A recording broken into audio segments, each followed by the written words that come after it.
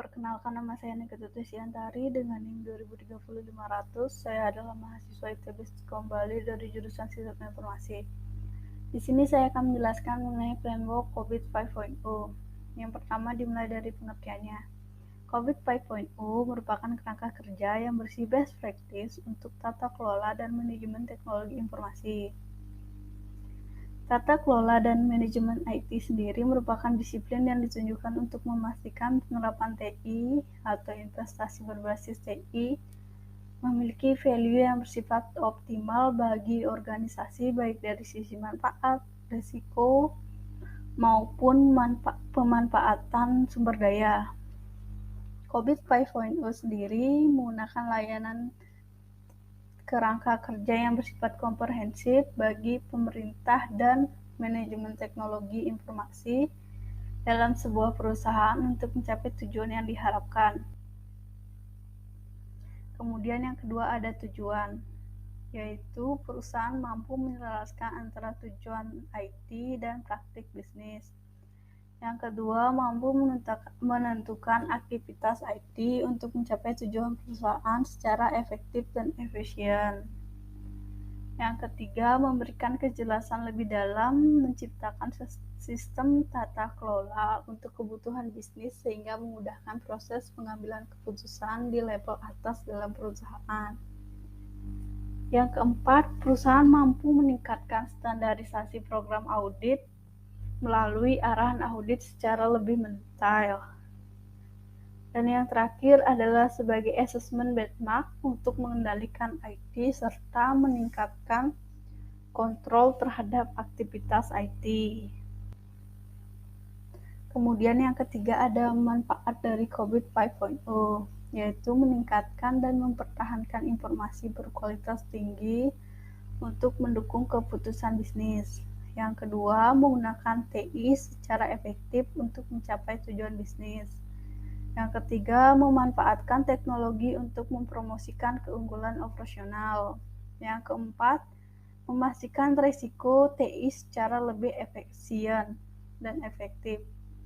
Yang kelima, mencapai kepatuhan terhadap hukum, peraturan, dan perjanjian kontrak. Dan yang terakhir adalah memastikan organisasi menyadari nilai investasi mereka di bidang IT.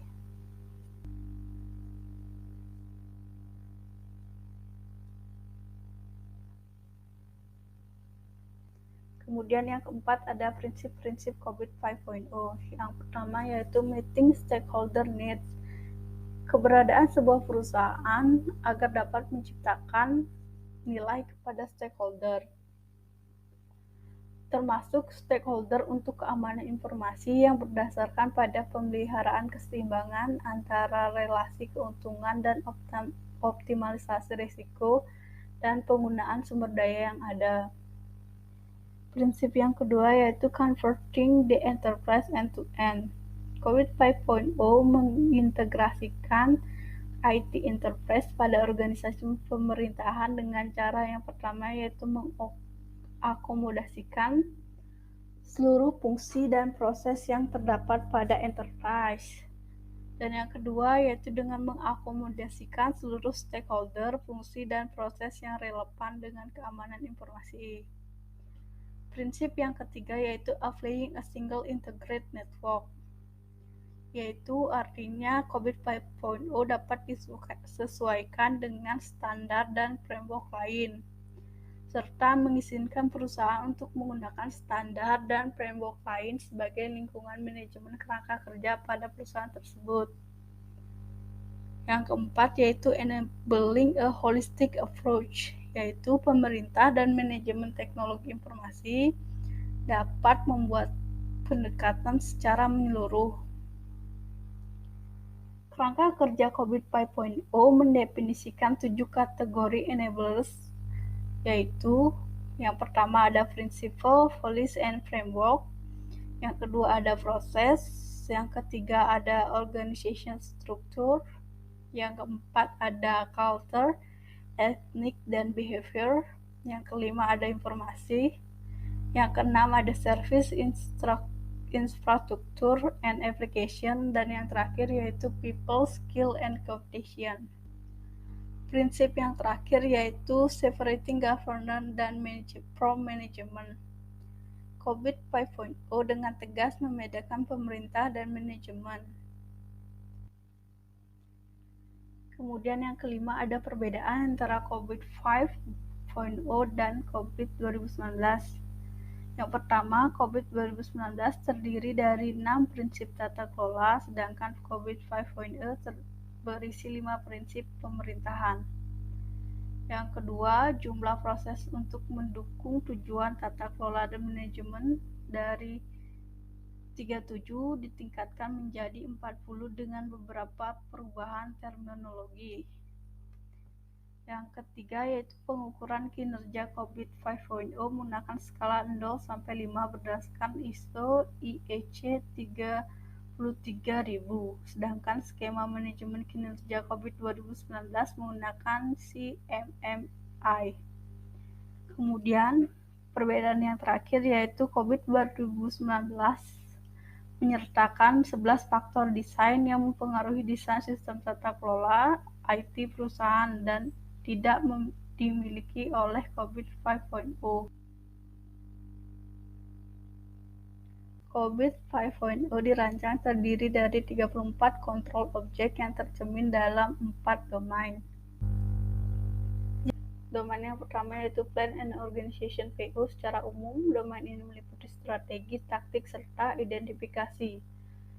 Domain ini dibagi menjadi 10 fase. Prosesnya yaitu mengidentifikasi rencana strategi, yang kedua mendefinisikan arsitektur informasi, yang ketiga menentukan arah teknologi, yang keempat mendefinisikan proses TI, organisasi dan keterhubungan, yang kelima mengelola investasi IT, yang keenam mengkomunikasikan tujuan dan arah manajemen, yang ketujuh mengelola sumber daya IT, yang kedelapan mengelola kualitas, yang kesembilan menafsirkan dan mengelola risiko IT, dan yang terakhir adalah mengelola proyek.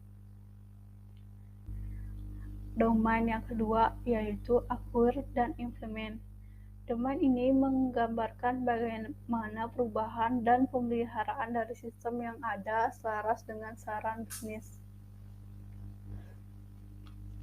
Domain ini dibagi menjadi 7 proses, yaitu yang pertama mengidentifikasi solusi otomatis, yang kedua memperoleh dan memelihara software aplikasi, yang ketiga memperoleh dan memelihara infrastruktur teknologi, yang keempat memungkinkan operasional dan penggunaan, yang kelima memenuhi sumber daya IT, yang keenam mengelola perubahan, dan yang terakhir adalah instalasi dan akreditasi solusi beserta perubahannya. Domain yang ketiga yaitu deliver and support. Domain ini mencakup penyampaian hasil aktual dari layanan yang diminta, termasuk pengelolaan, kelancaran, dan keamanan, didukung layanan terhadap pengguna serta pengelola data dan operasional fasilitas. Meliputi yang pertama, mengidentifikasi dan mengelola tingkat layanan, yang kedua mengelola layanan pihak ketiga, yang ketiga mengelola kinerja kapasitas, yang keempat memastikan layanan yang berkelanjutan, yang kelima memastikan keamanan sistem, yang keenam mengidentifikasi dan mengelola biaya, yang ketujuh mendidik dan melatih pengguna, yang kedelapan mengelola service desk, yang kesembilan mengelola konfigurasi, yang kesepuluh mengelola permasalahan, yang kesebelas mengelola data, 12 mengelola lingkungan fisik, dan yang terakhir mengelola operasional. Serta domain yang terakhir yaitu monitor and evaluate atau ME. Domain ini terkait dengan kinerja manajemen, kontrol internal, dan pemenuhan terhadap aturan serta menyediakan tata kelola.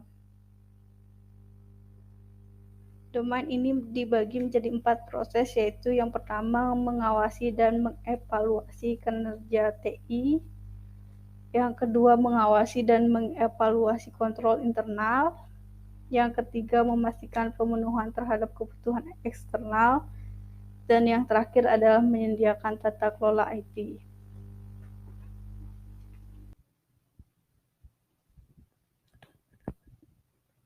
Yang ketujuh yaitu 7 fase implementasi pada COVID 5.0.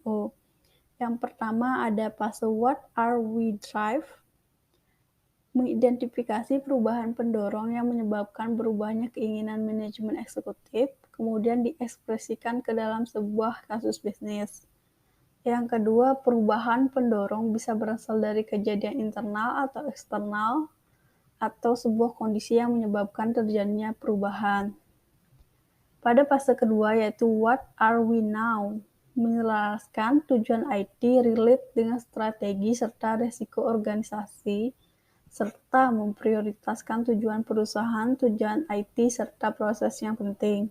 Yang kedua, tujuan organisasi dan IT terpilih, kemudian diidentifikasi proses yang krisis, yang perlu untuk didorong kemampuannya untuk menjamin keluaran yang sukses. Dan yang terakhir adalah manajemen perlu tahu kemampuan serta kelemahan saat ini.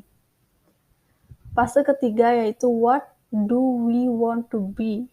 Menetapkan target untuk peningkatan berdasarkan apa yang sudah dianalisis, serta solusinya. Yang kedua, tentukan prioritas untuk proyek-proyek yang sekiranya mudah untuk dicapai dan paling mungkin memberikan manfaat yang paling besar. Pada fase keempat yaitu What Needs to be Done?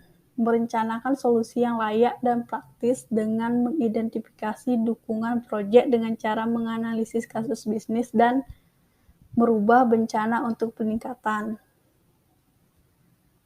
Fase kelima yaitu How do we get there?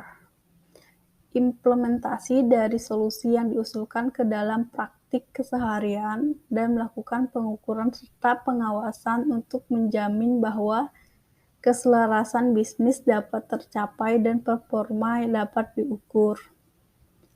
Fase keenam, Did we get there? Fokus pada mempertahankan transisi dari peningkatan praktik tata kelola dan manajemen ke dalam operasional bisnis yang normal dan mengawasi pencapaian dari peningkatan tersebut menggunakan metrik performance.